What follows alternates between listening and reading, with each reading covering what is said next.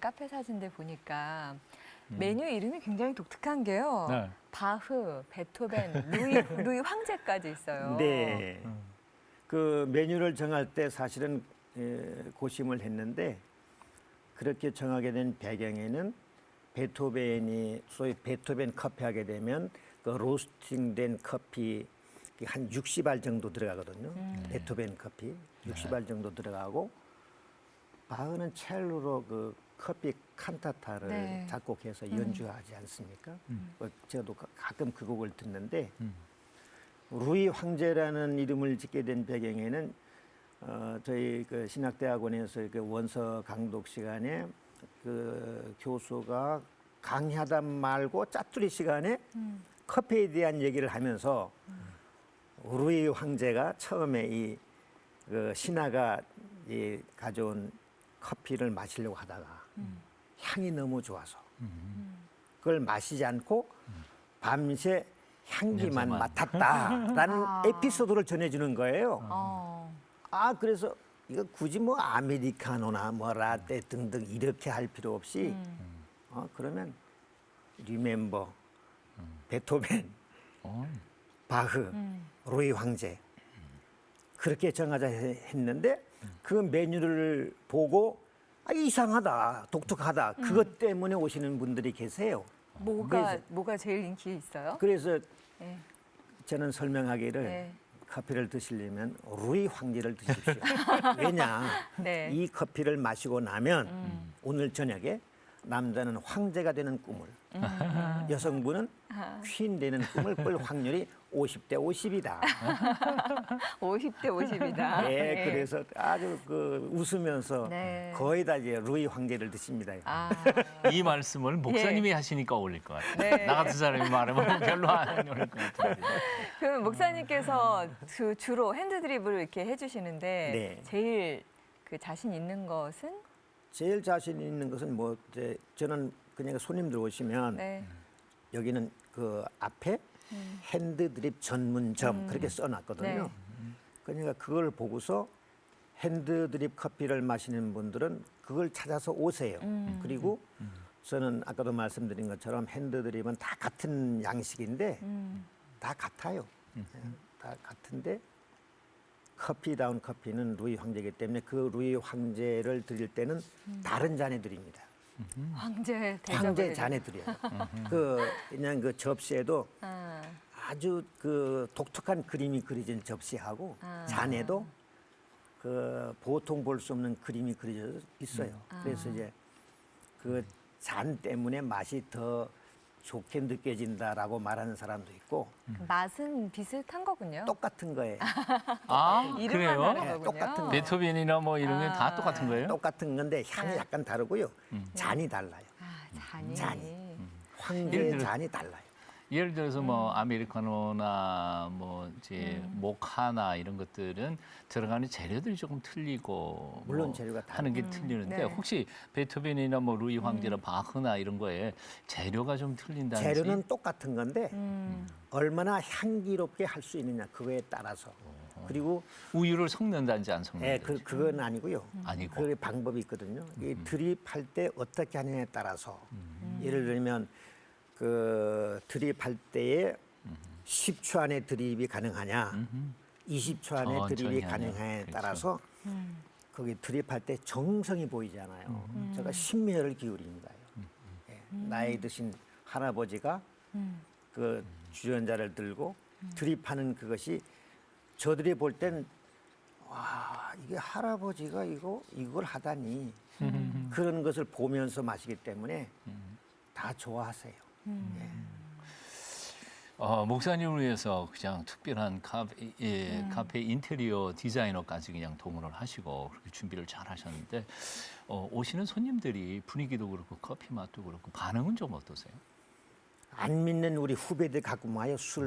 네. 그 술 안 들면 말똥한 정신으로는 올 수 없어 그런지 동네 그 후배들이 오는데 술을 조금 들고 오는데 저희 그렇게 말하거든요. 목사님 여기 카페 오게 되면 뭔가는 설명할 수 없는데 마음이 안정됩니다. 그렇게 오호. 하거든요. 그 전면에 저기 가시면류관이 전면에 이렇게 보이고 그 저희 목회 활동하는 사진과 영어 성경 저게 이렇게 한 것을 보면서 뭔가 자기로서는 설명할 수 없는데 마음에 평안이 옵니다. 야, 안 믿는 사람이 그렇게 말한다고 하면 이건 인테리어에 성공한 거로구나. 그렇기도 하고 또 목사님이 딱 분위기를 네. 잡으실 뿐만 아니라 그 내면에 성령님께서 함께 하시니까 분위기가 뭐 달라질 수. 근데 이제 제 걱정은 사실 일반 카페는 젊은 사람들이 바리스타잖아요. 네. 네. 연세 많으신 할아버님이 머리 하얀 분이 젊은 사람들은 아이 들어왔다가 해주시면은, 도망갈 아유. 것 같은데 해주시면 젊은 어려워하진 사람들 않으시나? 예. 오히려 우리 마을에 이제 이 귀촌한 육지분들이 많이 계시는데 소문이 나기를 할아버지가 드립하는 커피를 마시러 가자. 제가 왜 왔느냐, 어떻게 해서 오게 됐냐 하니까 할아버지 핸드드립 커피 마시러 왔어요 하는 것을 보면 물론 할아버지니까 가는 분도 있겠지요. 그러니까 있겠습니다만은 그것 때문에 할아버지가 하는 커피를 마셔보자 해서 오는 분도 있다는 것을 제가 눈으로 확인할 수 있었습니다. 저 목사님 감사합니다. 요즘에 시내 이렇게 나가 보면요. 예. 할머니 표 뭐 음식 이름들은 많이 나와요. 네, 그것도 외할머니, 그렇죠. 시할머니는 아니고 외할머니 표는 많은데 할아버지 표는 아무것도 맞아요. 없어요. 근데 유일하게 목사님께서 이렇게 할아버지 표 카페. 네. 그래서 저는 그 젊은이들 보면 예, 이렇게 하죠. 제가 이 핸드드립 하게 되면 좀 나이 들면 손이 떨리지 않아요. 예. 나는 지금 이 핸드드립 하는 손이 떨리지 않는 한은 계속 하겠다. 왜냐하면 이 핸드드립 하는 손이 떨리면 손님들이 보면서 아유, 걱정을 저건 아니다. 그러면 그때는 할 수 없지만 내가 이렇게 건강하게 정신이 맑고 이 기능이 이렇게 완벽한 대로 있는 한 계속 하겠다. 그렇게 큰 소리로 말합니다. 일하시면서 가장 기쁘실 때는 언제예요? 가장 기쁠 땐 목사님 은퇴 후에 이렇게 하시는 모습이 너무 좋다는 그런 말을 할 때 참 그 가슴에 따뜻해 오는 것을 느낍니다. 네. 예. 또 고객들 들어와 가지고 커피 맛있다. 맛있다고 예, 이렇게 예. 아 내가 실력이 좀 있긴 있구나 하고 우리 지역의 명사들이 사실 옵니다요. 이제 제주시에 있거나 서귀포시 본 타운에 있으면 그것도 모르겠는데 변방이잖아요. 변두리잖아요. 그럼에도 불구하고 커피 맛있다 소문 들어서 왔다라고는 말을 할 때 와 이건 자긍심을 갖게 되거든요. 아니 그루코도 오픈한 지가 얼마 안 됐잖아요. 네, 2달입니다. 네. 2달 됐는데 이렇게 이름을 한다는 게 보통이 아닌데. 근데 커피만 이렇게 내려주시는 게 아니라 오신 손님들 배운 그 예전에 배웠던 도형 상담, 뭐 심리 상담 이런 것도 같이 겸해 주신다고요. 네, 그렇게 하기도 하고 또 어떤 분의 이름을 이미지로 풀어줘서 아, 내 이름이 그렇게 고상한 이름이구나. 네, 그렇게도 하기도 하고요. 그런 것도 꽤 알려졌거든요. 그래서 이제 사실은 도용 상담을 받으러 오는 사람들이 꽤 됩니다. 사람들만 있으면 그래서 원래 이 카페를 오픈한 배경에도 여기는 소통의 장소로 쓰자. 마을 사람들과 그리고 그 마을 사람들에게는 좀 가다가 쉬어가는 삶의 자리로 마치 안방과 같은 사랑방과 같은 그런 구실을 하게 하고 또 여기 올레꾼들에게 있어서는 올레꾼들 중에 어떤 그 예술적인 그런 그 소질을 가진 분들이 계시면 그분들과 예를 들면 신앙송 대회도 열고 앞으로는 그럴 생각입니다. 신앙송 대회도 열고 노래 부르기 대회도 열고 그래서 이제 갖출 것은 이제 여러 가지 뭐 피아노라든지 색스폰이라든지 드럼 세트라든지 등등을 갖추어서 그런 공간으로 사용할 그런 완전히, 계획을 세우고 있습니다. 완전히 멋진 문화 공간이 될 것 같은데. 네. 그렇게 하고 있습니다. 혹시 모를까 못 알아듣는 사람들이 있을 것 같아서 도형 상담이 아는 사람은 알겠습니다만 뭐 어떻게 하는 게 도형 상담인지요? 모르는 사람들이 많죠. 네네. 이게 최근에 완전히 뭐 완성되었다고 아직도 완성될 단계에 있지만 도형 상담이라는 것은 우리 사람의 성품을 네 가지로 분류하는 거예요. 네네. 네 가지. 예를 들면 외향성의 사람인가? 외향성의 사람도 사람 중심의 외향성이 있고 일 중심의 외향성이 있어요. 내향성에도 관계 중심의 내향성이 있고 자기 일에만 몰두하는 내향성이 있거든요. 이 도형 상담을 해보면 대부분의 사람들이 90% 이상 적중한다. 그렇게 말하거든요. 그러니까 종이에다가 네. 도형을 이렇게 그려놓고 그려서. 그려놓은 거를 보시면서 네. 아, 이 사람이 어떤 사람이구나. 그리고 특별히 이게 좋은 것은요. 학생들에게 진로를 선택하는데 탁월한 이 장점이 있어요. 예를 들면 너는 예체능계 가야 되겠다. 너는 이공계 가야 되겠다. 너는 교육 심리학 아니면 철학. 너는 상경대학. 그렇게 뚜렷하게 구분이 되거든요. 그러면 아주 좋아해요. 예, 그런데 이제 청소년들이 아주 그냥 호기심을 유발하죠. 네. 아유. 재밌겠어요. 아, 재밌어요. 그렇게 또 만나면서 또 얘기해 주시고 그렇지. 이러면서 네. 또 인생의 지혜도 나눠주시고 또 목회하시면서 아, 그냥 할아버지가 가지셨던- 10대 아이 뭐 가지고 만나겠어요. 그렇죠. 대화가 안 통하는데. 네. 아 진짜 좋은 참 소통의 멋지네요. 도구가 되겠네요. 네. 미국에서 찾아온 손님도 있으시다면서요. 아침 일찍 오셨어요. 네. 이렇게 저 밖에서 두리번 하길래 이렇게 나가서 이제 맞이했더니 여기가 리멤버 카페 맞느냐고 아니 어째서 이렇게 아침 일찍은 오셨냐고 하니까 목사님 은퇴 후에 카페를 하시는 분이 계시구나. 그게 마침 자기 아들이 결혼했어요. 그래서 신혼여행을 서울에 온 거예요. 서울에. 서울에 왔는데 서울에 왔으면 뭐 제주도 거기 가면서 리멤버 카페를 찾아가자 해서 아침 일찍은 오셨어요. 한 가족이. 그러니까 자기하고 이모하고 아들하고 며느리는 미국인이더라고요.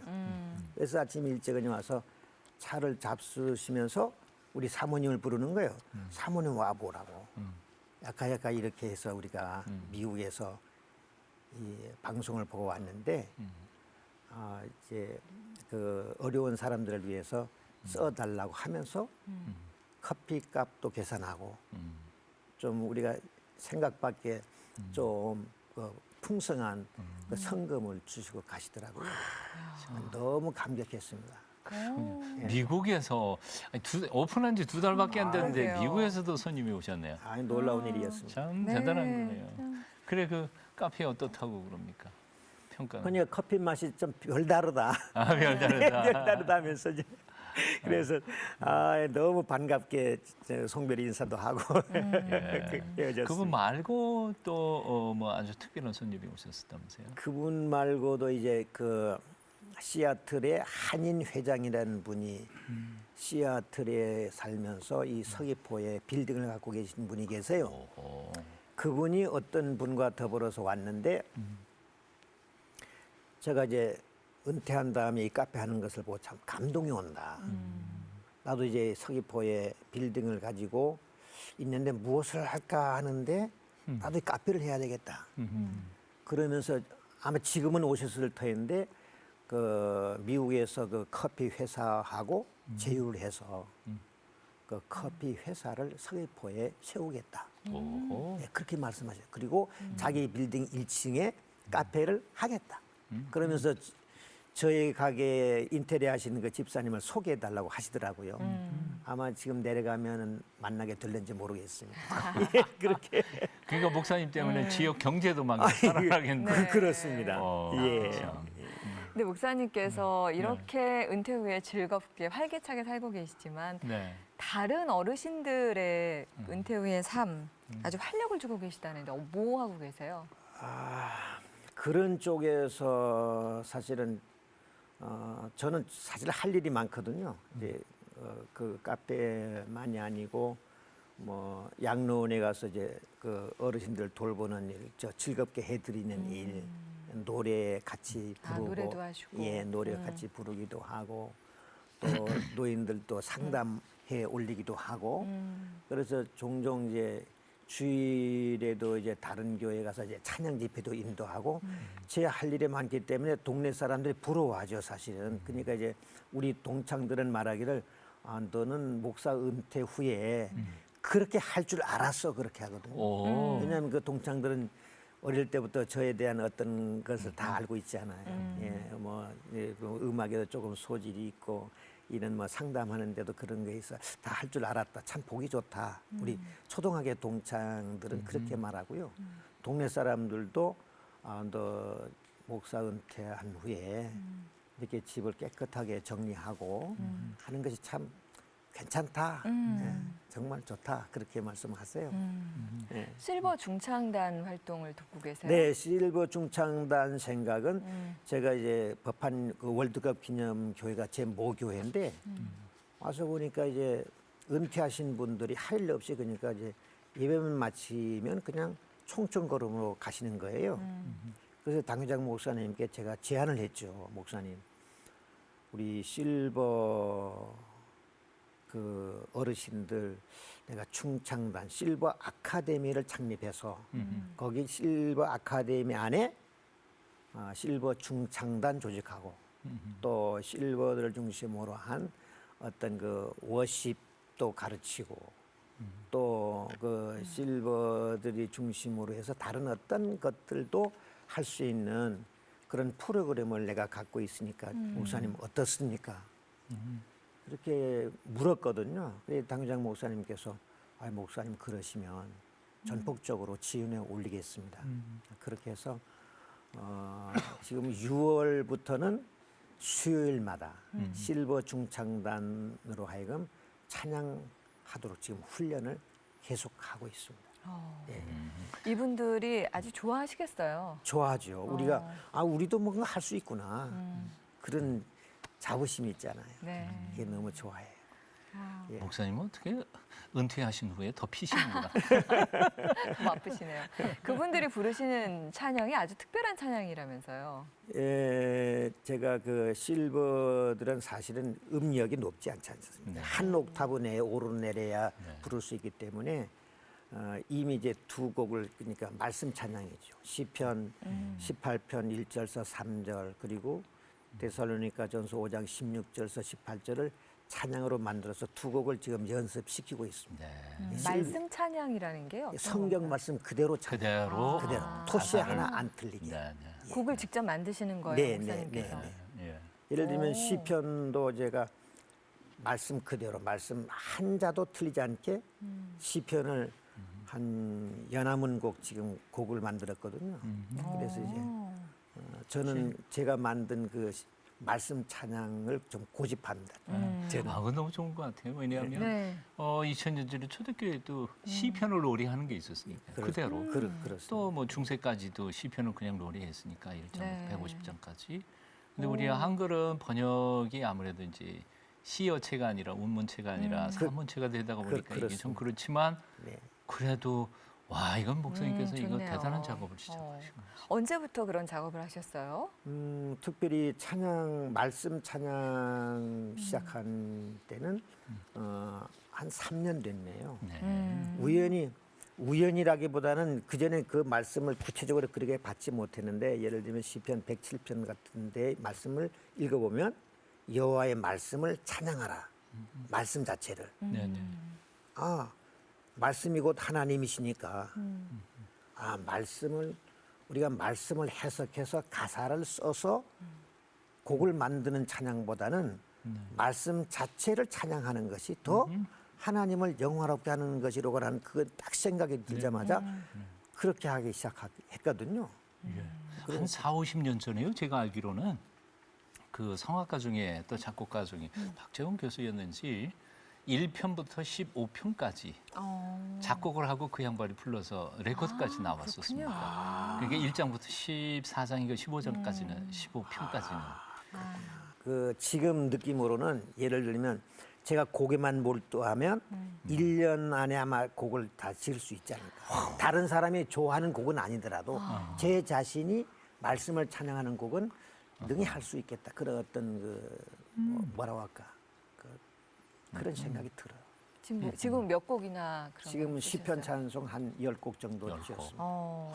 다른- 15분의 1을 하셨으니까. 아니 작곡 전공하신 건 아니잖아요. 예, 전공한 것도 아닌데 곡을 만드는 그런 지혜를 하나님께서 주시더라고요. 1986년 뭐 성지순례 가가지고 또 뭐 서문학교에 방문하셨을 때 현장에서 곡을 작사하고 곡을 붙이신 것도 있으시다면요. 그 곡을 짓게 된 배경은요. 그 주교 되시는 분이 우리 이제 그 순례단을 맞으면서 쭉 설명하는 교회에 대한 설명을 하시다가 네, 네. 예수님 당시에 그 축복받은 어린이 얘기를 하면서 그 축복받은 어린이들 가운데 어떤 한 사람이 네, 네. 이 서문학교에 감독이 되었다. 네. 그 말을 듣고 그 악상이 떠오른 거예요. 아하. 악상도 떠오르고 가사도 떠올라서 그 축복의 예수님이라는 곡을 지어서 제가 목회하던 교회는 제가 은퇴할 때까지 그 예배 마지막 축도 바로 앞에 네. 그 찬송을 늘 불렀습니다. 어린이를 축복하는 처음에는 사실은 그 어린이 한 사람 한 사람 다 나오라고 했어요. 앞에 나오라고 해서 장로님, 권사님, 안수 집사님 다 그 어린이들 머리에 손을 얹어서 그렇게 찬송하고 축복 기도하고 보냈습니다. 매주마다 매주마다. 어떤 곡인지 조금만 좀 들려주실 수 있을까요? 예, 그 예. 한번 불러볼까요? 예. 예. 예수님, 예수님, 축복의 예수님, 어린이를 품에 안아 쓰다듬어 주며 하나님 앞과 사람 앞에 큰 사람 되어라.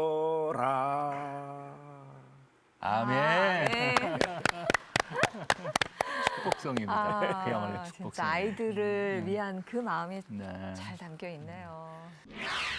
하나님께서 그 자리를 통해서 하나님의 영광을 드러내고 또 예수님의 사역을 기념하게 하라는 그런 현장이기 때문에 그 자리를 뜰 수 없는 거예요. 당신의 성품을 이렇게 면밀히 조사해 봐도 당신이 성공할 수 있는 가능성은 없다. 그래서 그 복음을 끌어들이는 것이죠. 예수님을 만나면 예수님께서 다 해결해 주신다. 하루 종일, 온종일, 일평생 하나님을 찬양하는 것이 제 그 마지막 꿈이고요.